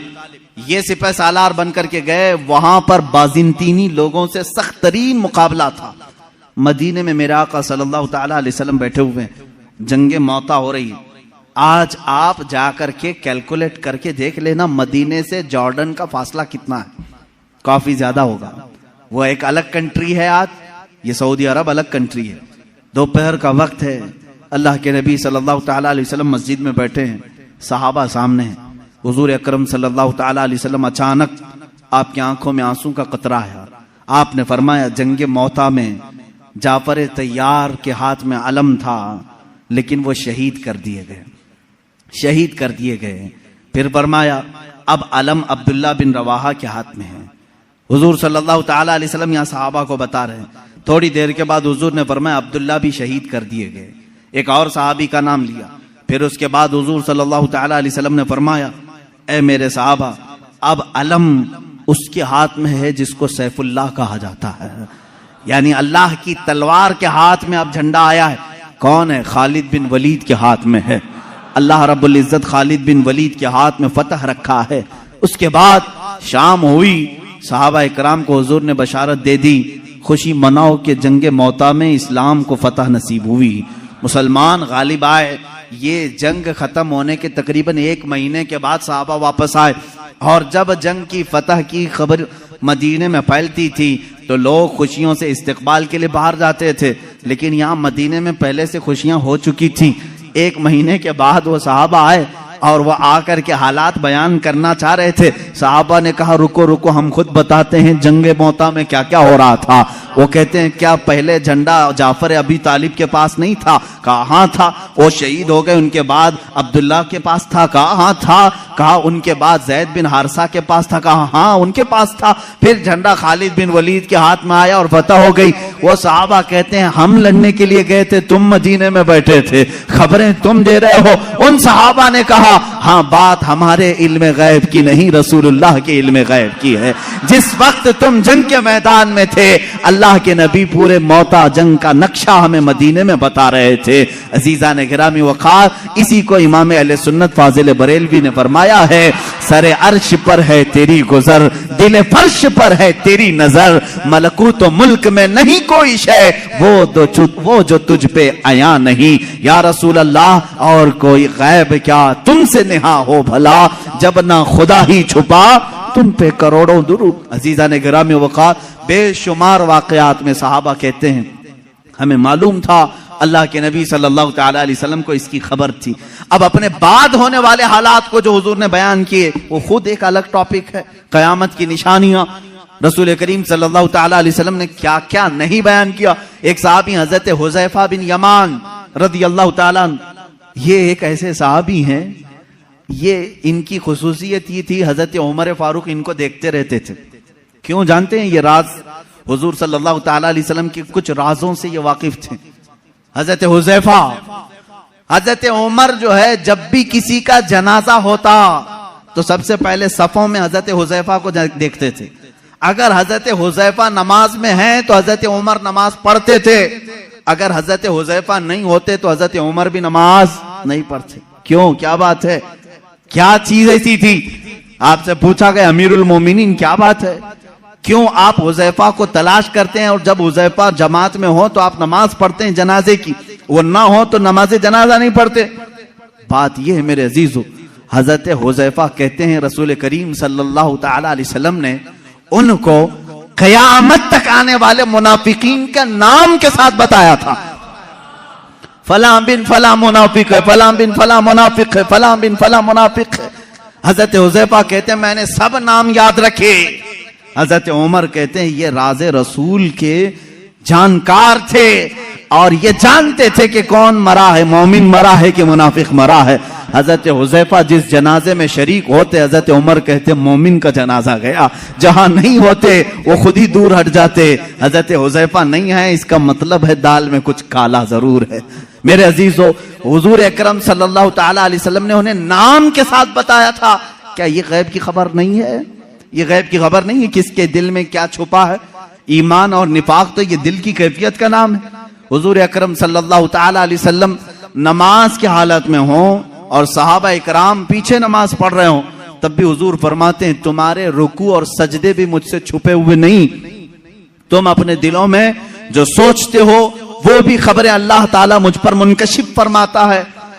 اب حضرت حذیفہ رضی اللہ تعالیٰ عنہ فرماتے ہیں، وہی حدیث سن لیں، حضور اکرم صلی اللہ تعالیٰ علیہ وسلم ایک دن اپنے حجرے سے باہر آئے، ممبر پر کھڑے ہو گئے، فجر کی نماز پڑھا کر ممبر پر کھڑے ہو گئے، خطبہ دیتے رہے۔ حضرت حذیفہ کہتے ہیں ظہر کی اذان ہو گئی، ظہر تک ظہر کی نماز پڑھائی، حضور پاک صلی اللہ علیہ وسلم پھر ممبر پر چڑھے، خطبہ دیتے رہے، عصر ہو گئی، عصر کے بعد پھر خطبہ دیا، مغرب ہو گئی، مغرب کے بعد پھر خطبہ دیا، عشاء ہو گئی۔ اتنا لمبا خطبہ پوری زندگی پاک میں کبھی نہیں تھا۔ حضرت حذیفہ رضی اللہ تعالیٰ عنہ اس حدیث کے راوی فرماتے ہیں یہ وہ دن تھا جب میں تنہا نہیں اور بھی صحابہ تھے، اللہ کے نبی صلی اللہ تعالیٰ علیہ وسلم نے اپنی وفات کے بعد سے لے کر قیامت تک آنے والے ہر فتنے کو حضور نے خطبے میں بیان کیا، اور حضرت حذیفہ فرماتے ہیں اتنے فتنے، کون کس فتنے کا بانی ہوگا، کون فاؤنڈر ہوگا، کون کون سی جماعتیں تشکیل پائیں گی، کتنے فرقے بنیں گے اور فرقے کا فاؤنڈر کون ہوگا اس کے نام کے ساتھ حضرت حذیفہ کہتے ہیں 300 فتنوں کے بانیوں کے نام تو مجھے یاد ہیں، حضور صلی اللہ تعالی علیہ وسلم منبر پر بیان کر رہے ہیں۔ اور ایک حدیث حضرت ابو ہریرہ سے، حضور صلی اللہ تعالی علیہ وسلم اپنے ہاتھ میں 2 کتابیں لیے ہوئے تھے، پوچھا حضرت ابو ہریرہ نے کیا ہیں؟ حضور نے فرمایا یہ ایک ہے، یہ ایک ہے، اس میں سارے جنتیوں کے نام ہیں، اس میں سارے جہنمیوں کے نام، اس کی بھی خبر اللہ نے رسول پاک کو عطا کی تھی۔ اب کون کون سی چیزوں کو تم نکالو گے کہ یہ نہیں جانتے تھے، وہ نہیں جانتے تھے، کون جنتی ہے اور کون دوزخی ہے، اس کی خبر بھی میرے آقا صلی اللہ تعالی علیہ وسلم عطا فرما رہے ہیں، بلکہ جنت کے اندر پہنچنے والوں کی خبریں، دوزخ میں کون کون جائے گا ان کی خبریں، قبروں کے متعلق، یہاں تک کہ ایک حدیث پاک ہے حضور صلی اللہ تعالی علیہ وسلم گزر رہے تھے، ایک جگہ قبرستان کے کھڑے ہو گئے اور آپ نے ایک بیری کے درخت کی ٹہنی شاخ کو توڑ کر ان قبروں پر لگایا، ہرے ہرے پتے تھے۔ صحابہ نے پوچھا یا رسول اللہ صلی اللہ تعالی علیہ وسلم کیا بات ہے؟ آپ نے یہ پتوں کو ان کی قبروں پر رکھا؟ यहीं से फूल चढ़ाने का सबूत भी हमें मिलता है। हुजूर पाक सल्लल्लाहु ताला अलैहि वसल्लम ने हरी भरी टहनियां लगाई। हुजूर अकरम सल्लल्लाहु ताला अलैहि वसल्लम फरमाते हैं, मैं गुजर रहा था, मैंने देखा इन दोनों कब्रों पर अजाब हो रहा है, इन दोनों कब्रों पर अजाब हो रहा है। और दोनों को अजाब किस वजह से हो रहा है ये भी मेरे आका ने फरमाया। एक चुगली करता था और दूसरा पेशाब के छींटों से नहीं बचता था। पेशाब के जो कतरे हैं वो उड़कर कपड़े में लगते हैं, इस पर भी अजाब दिया जा रहा है कब्र में। हुजूर अकरम सल्लल्लाहु ताला, इसीलिए किसी भी मोमिन को ये ज़ेब नहीं देता कि वो खड़े होकर के पेशाब करे और छींटे अपने बदन पर उछाले। ये मुसलमान को ज़ेब नहीं देता, वरना वो कब्र में अजाब में गिरफ्तार होगा। पेशाब के छींटों से अपने आप को बचाओ, इससे बीमारियां भी आती हैं, निसियान की बीमारी।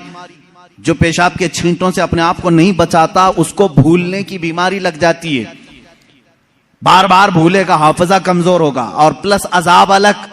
हुजूर अकरम सल्लल्लाहु ताला अलैहि वसल्लम फरमाते हैं, दोनों कब्रों पर मैंने टहनियां इसलिए रखी कि हर हरा पत्ता अल्लाह की तस्बीह बयान करता है। जब तक वो ताजा होते हैं अल्लाह की तस्बीह बोलते हैं पत्ते, और इनकी तस्बीह पढ़ने से उनके कब्र के अजाब में तखफीफ हो जाती है, अजाब उनका हल्का हो जाता है।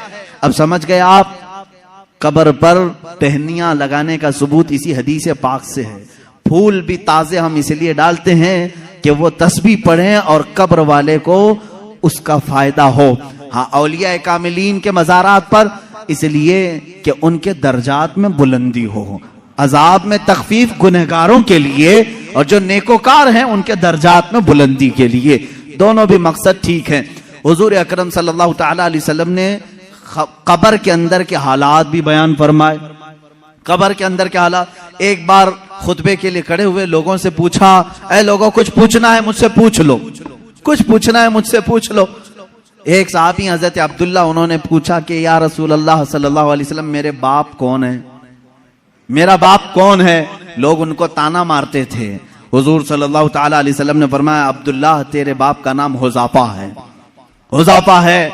और तहकीक के बाद यही बात साबित हुई, उनके वालिद अब्दुल्ला बिन हुज़ाफा, हुज़ाफा उनके वालिद थे। हुजूर सल्लल्लाहु ताला अलैहि वसल्लम को इसकी भी खबर है कौन किसका बेटा है, इसकी भी खबर है। अब बादे वफात की बात भी मैं बता दूं, क्या हुजूर सल्लल्लाहु ताला अलैहि वसल्लम को उनकी वफात के बाद की खबर होगी कि नहीं होगी? रसूल करीम सल्लल्लाहु ताला अलैहि वसल्लम को वफात के बाद खबर है या नहीं? हयात बादल ममात, ये मेरा खुद अलग एक उन्वान रहेगा, हयातुन नबी। लेकिन हुजूर की वफात के बाद वो अपनी उम्मत को जानते हैं कि नहीं जानते? अजीजान गिरामी, एक सहाबी कहते हैं हुजूर सल्लल्लाहु ताला अलैहि वसल्लम से, उन्होंने अर्ज किया, आका मैं आपसे करीब होने के लिए क्या करूं? हुजूर सल्लल्लाहु ताला अलैहि वसल्लम की वफात के बाद की बात पूछ रहे हूं। हुजूर ने फरमाया, तुम कसरत से दुरूद पढ़ो, कसरत से दुरूद पढ़ो। उन्होंने पूछा, हर उस सहाबी ने अच्छा किया जो पूछा, इस जमाने में वो फतवा भी दिया जा सकता है। उन्होंने पूछा, या रसूल अल्लाह सल्लल्लाहु अलैहि वसल्लम, क्या आपकी वफात के बाद, मौत के बाद मेरा पड़ा हुआ आप तक पहुंचेगा? यही तो सवाल है दूसरों का। और उन्होंने सुन्नियों का बोझ भी हल्का किया, कोई शक में ना रहे। हुजूर पाक सल्लल्लाहु अलैहि वसल्लम ने जवाब में भी इतना ही नहीं फरमाया पहुंचेगा, बल्कि यूं फरमाया सहाबी को, वो और लोग हैं जिनके मरने के बाद हड्डियां गल जाती हैं, जिस्म सड़ जाता है। इन्नल्लाह हर्रम अलल अर्दि अन तअकुला जसादल अंबिया फनबियुल्लाहि हय्युन युरज़क़। अल्लाह के नबी फरमाते हैं, हदीस है, बेशक अल्लाह ने जमीन को हराम कर दिया है, वो नबियों के जिस्मों को खा नहीं सकती। अल्लाह के नबी जिंदा होते हैं और रिस्क भी दिए जाते हैं, उनको रिस्क दिया जाता है। तुम जो दुरूद पढ़ते हो सिर्फ पहुंचता नहीं, मेरे आका फरमाते हैं, जिसने दुरूद पढ़ा मैं उसे भी जानता हूं, उसके बाप को भी जानता हूं। पढ़ो दुरूद मुबारक। अल्लाहुम्मा सल्लि अला सय्यिदिना मुहम्मद व अला आलिहि व अस्हाबिहि व बारक व सल्लम अबदा। रसूल करीम सल्लल्लाहु ताला अलैहि वसल्लम फरमाते हैं, मैं उसको भी जानता हूं, उसके बाप को भी जानता हूं। गैब की खबरें रखने वाला वो रसूल कभी ये नहीं फरमाया कि मदीने से भेजेगा तो जानता हूं, मक्के से भेजेगा तो जानता हूं। मुतलक फरमाया, अफ्रीका से भेजे, हिंदुस्तान से भेजे, पाकिस्तान से भेजे, जहां से भी भेजे, चाहे उसके बाप का नाम जैसा भी हो, لیکن میرے آقا نے فرمایا میں اس کو بھی جانتا ہوں، اس کے باپ کو بھی جانتا ہوں۔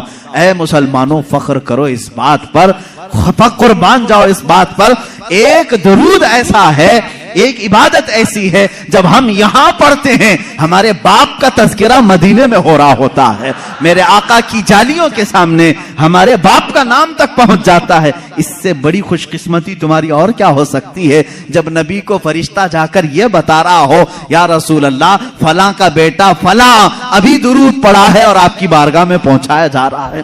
فرشتے پہنچاتے ہیں۔ بعض وہ ہیں حضور فرماتے ہیں جن کے درود کو میں خود سنتا ہوں، بعض وہ ہیں جن کے درود کو میں خود سنتا ہوں، اور بعض وہ ہیں جن کے درود کو اللہ کے ملائکہ فرشتے مجھ تک پہنچایا کرتے ہیں۔ یہ کب تک پہنچاتے ہیں اس کی بھی کوئی لمٹ نہیں، جب تک قیامت نہ آ جائے رسول پاک ہر امتی کی خبر رکھتے ہیں۔ میرے عزیزو یہ عقیدہ کیوں ضروری ہے اب میں آپ کو بتاتا ہوں۔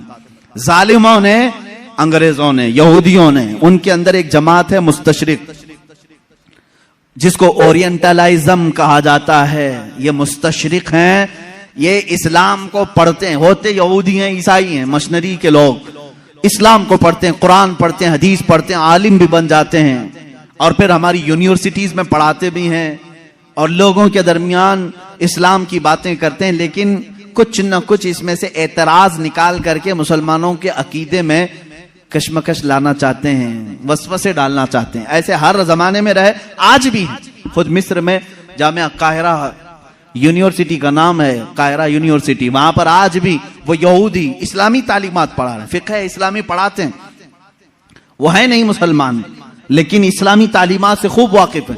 اور انہوں نے ایک گولڈ زہر نام کا شخص تھا جو مستشرق ہے، اس نے کتابیں لکھی، وہ حدیث بھی اور قرآن کی تفسیر بھی جانتا تھا۔ حیرت ہوگی آپ کو، دنیا کی سب سے بڑی ڈکشنری حدیثوں کو تلاشنے کے لیے بڑا مسئلہ تھا کہ کون سی حدیث کہاں ہے، بخاری میں ہے کہ مسلم میں ہے، مشکات میں ہے، ترمذی میں، ابو داؤد میں، نسائی میں، ابن ماجہ میں، حدیث کی ہزاروں کتابیں، کہاں کون سی حدیث ملے گی۔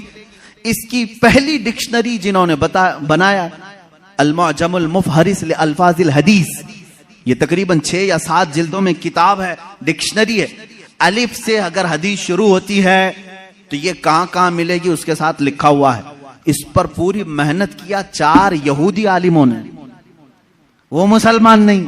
ان کو کیوں اتنی فکر ہے، کیوں وہ اتنی محنت کر رہے ہیں؟ تفسیر پر لکھا ہے انہوں نے، علم تفسیر پر کتابیں لکھی ہیں۔ میرے عزیزو محبت اسلام میں نہیں، عداوت اسلام میں لکھتے ہیں اور اس کے بعد اعتراض کرتے ہیں خود اپنی طرف سے اور مسلمانوں میں چھوڑ دیتے ہیں۔ یہیں سے جماعتیں بنتی ہیں، یہیں سے جماعتیں بنتی ہیں۔ ان کے جو شاگرد ہیں مستشرقین کے، وہ ماڈرن خیال بن کر کے مسلمانوں میں آتے ہیں اور نئی نئی باتیں لے آتے ہیں۔ محمد بن عبد الوہاب نجدی جو سب سے پہلے اپنے نئے عقائد کو سعودی عرب میں پیش کیا، ان کے استاد کون کون تھے ذرا آپ مجھے بتاؤ، کہاں کہاں پڑھے تھے؟ استاد سے متاثر ہو کر کے آئے۔ ایسے مصر میں بھی بہت سارے ہیں جو جرمنی میں اسلامی تعلیمات پڑھتے رہے، انگلینڈ میں پڑھتے رہے، اسلامک ڈپارٹمنٹ کے اندر بہت سارے مدرس اسلام پڑھانے والے یہودی ہیں، عیسائی۔ یہ بھی نہیں کہ چھپ کر کے، بلکہ وہ ظاہر بھی ہیں، وہ کہتے بھی ہیں ہم عیسائی ہیں، ہم یہودی ہیں، لیکن اسلام کو ہم پڑھے ہوئے ہیں ایز اے نالج، ایک دراسہ کے طور پر۔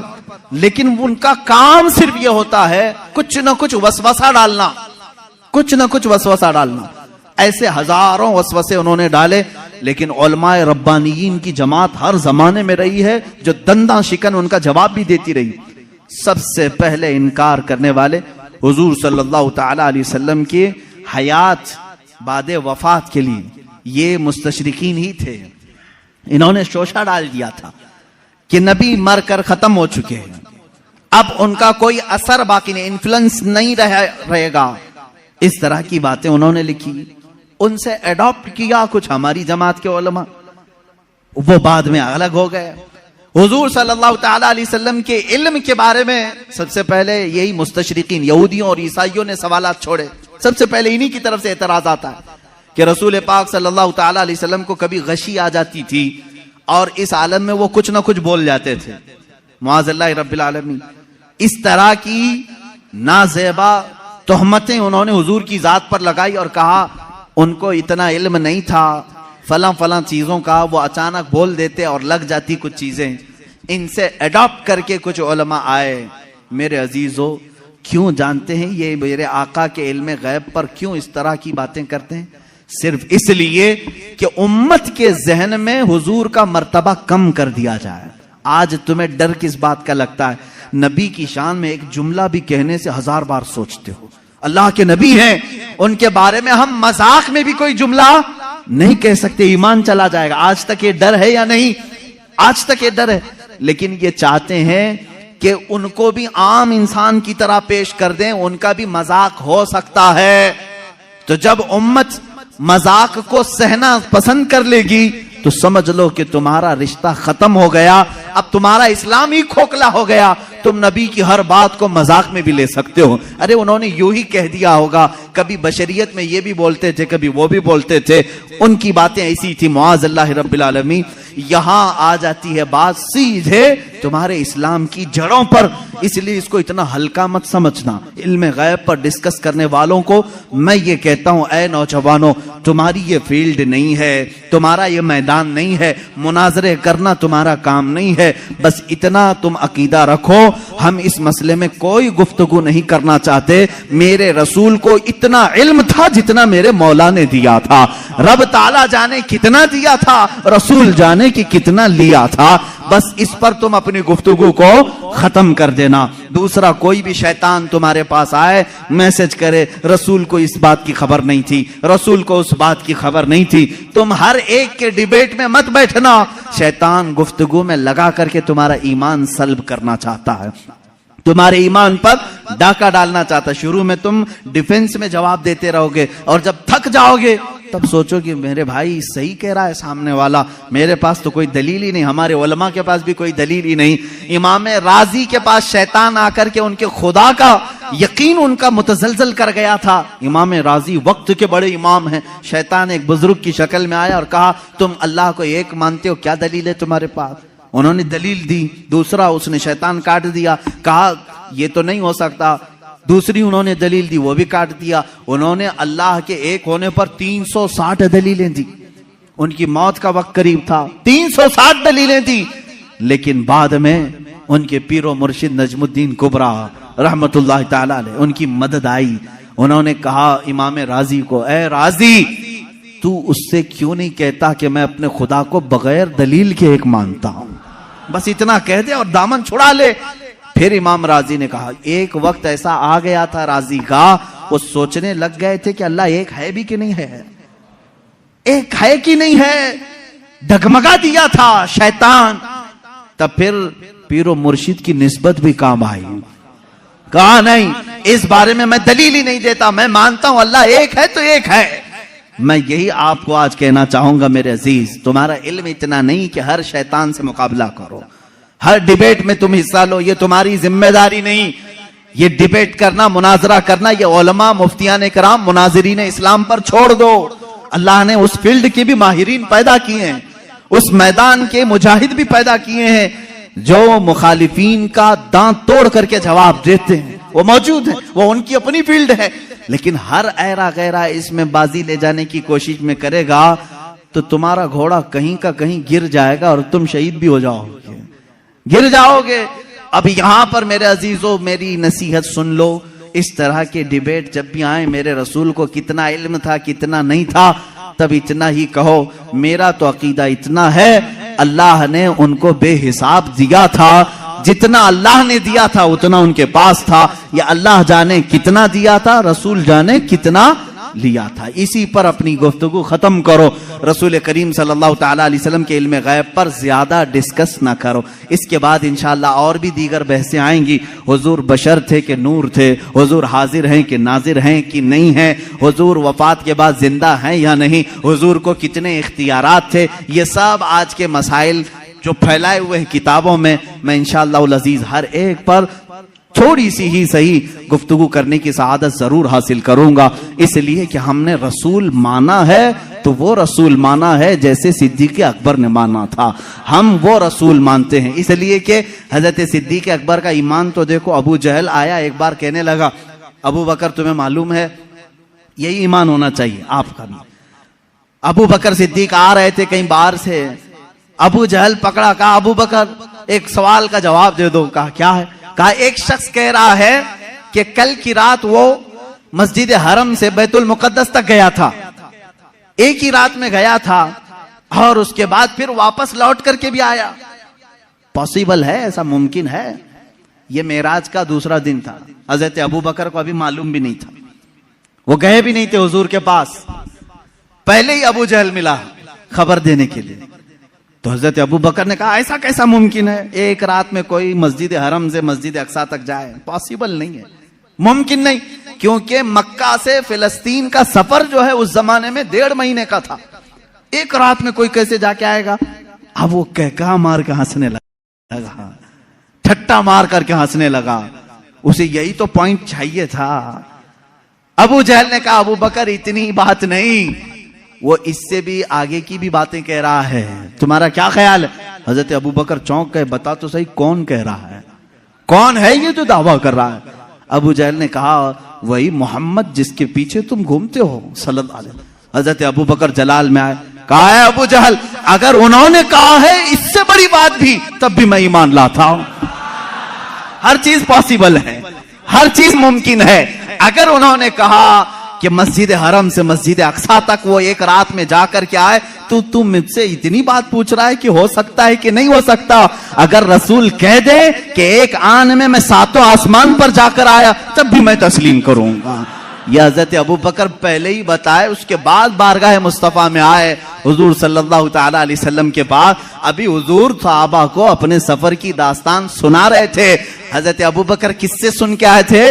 ابو جہل سے. لیکن قربان جاؤ میرے مولا کو، میرے مولا نے انہیں جو عطا کیا. حضرت ابو بکر جیسے ہی آئے حضور نے مسکرا کر کے کہا اے ابو بکر جبرائیل آئے تھے اللہ کی طرف سے، تمہارے لیے ایک لقب لے کر کے آئے ہیں. کہا یا رسول اللہ کیا ہے؟ کہتے اللہ نے آج سے ابو بکر کو صدیق کہا ہے. صدیق اس کو کہتے ہیں جو سچائی کی تصدیق کرتا ہے، جو ہر سچی بات کو ایکسپٹ کرتا ہے. حضرت ابو بکر ابھی حضور سے سنے نہیں، دشمن سے سنے ہیں، تب وہ اقرار کر رہے ہیں اے ظالمو تم نے محدثین سے سنا ہے، اولیاء کاملین سے سنا ہے، صحابہ تابعین سے سنا ہے کہ رسول کیا کیا جانتے تھے، پھر بھی انکار کر رہے ہو. حضرت ابو بکر نے ابو جہل سے سن کر کے بھی انکار نہیں کیا. الحمدللہ ہم صدیقی ایمان رکھتے ہیں کہ ہم نے اپنے اولیاء کاملین کی زبان سے سنا کہ رسول ما کانا وما یکون کی خبر رکھتے ہیں. ہمارا عقیدہ بھی یہی ہے کہ رسول ما کانا وما یکون کی خبر رکھتے ہیں. وہ اولین کے بھی آقا ہیں، وہ آخرین کے بھی آقا ہیں. وہی ہے یاسین، وہی ہے طٰہٰ، وہی ہے فرقان، وہی ہے اول، وہی ہے آخر. میرے آقا کی ذات پر یہ ساری چیزیں منتہا ہیں. اللہ رب العزت ہمیں اہل سنت و جماعت کے سچے مذہب پر قائم و دائم رکھے. مولا تعالی ہمیں اسی عقیدے کے ساتھ اس دنیا سے رخصت فرمائے. اے مولا ہمارا جنازہ اہل سنت و جماعت پر اٹھا. جب رسول کریم صلی اللہ علیہ وسلم کی بارگاہ میں پہنچیں تو ہمیں شرمندہ اور ذلیل و رسوا ہونے سے محفوظ فرما. وآخر دعوانا الحمدللہ رب العالمین.